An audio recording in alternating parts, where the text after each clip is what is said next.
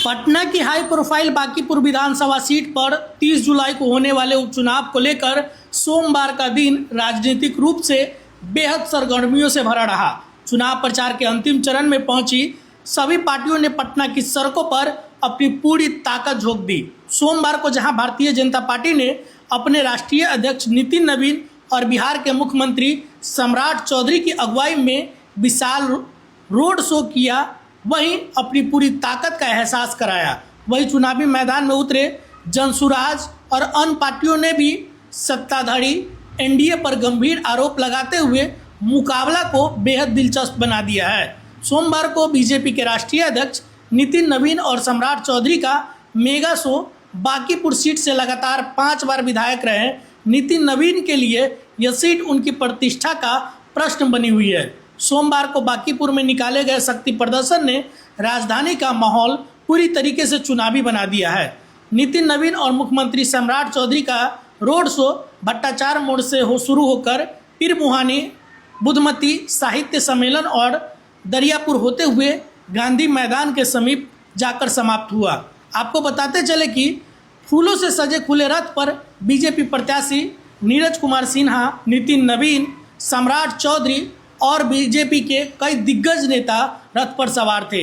रास्ते भर बीजेपी कार्यकर्ता और उनके समर्थकों ने ढोल नगारों की थाप पर जय श्री राम और बीजेपी के झंडे लहराकर माहौल को भगवामय कर दिया। रोड शो और बैठकों के दौरान सीएम सम्राट चौधरी ने जनता से अपील करते हुए कहा कि पटना के चौमुखी विकास, मेट्रो और जेपी गंगा पथ कनेक्टिविटी को रफ्तार देने के लिए एनडीए प्रत्याशी को जिताना जरूरी है। उन्होंने विपक्ष पर प्रहार करते हुए चुनाव हारने के बाद विपक्ष नेता गायब हो जाते हैं, जबकि बीजेपी एनडीए जनता की सेवा में 24 घंटे हाजिर रहती है। बीजेपी नेतृत्व के इस आक्रामक चुनाव प्रचार से पार्टी कार्यकर्ताओं का मनोबल 7वें आसमान पर है।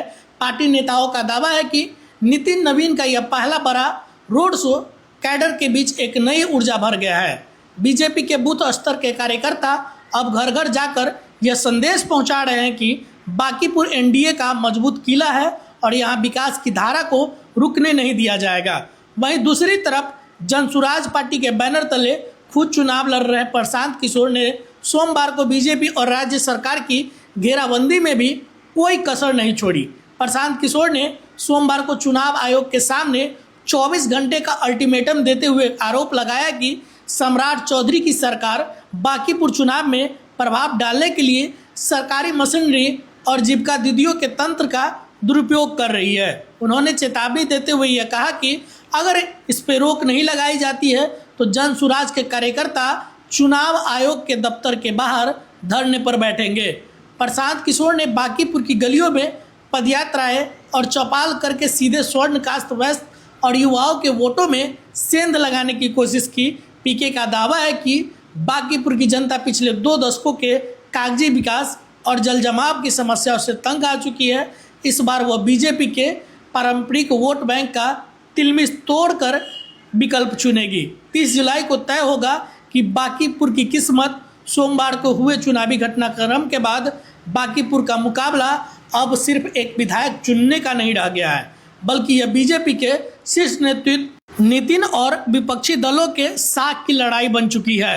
और अभी राष्ट्रीय अध्यक्ष नितिन नवीन जी यहाँ से गुजरे, हम सभी पूरा परिवार यहाँ से एक साथ भारतीय जनता पार्टी को बहुत बहुत धन्यवाद कि हमको भी ये मौका दिया इतने बढ़ चढ़ करके कार्य करने के।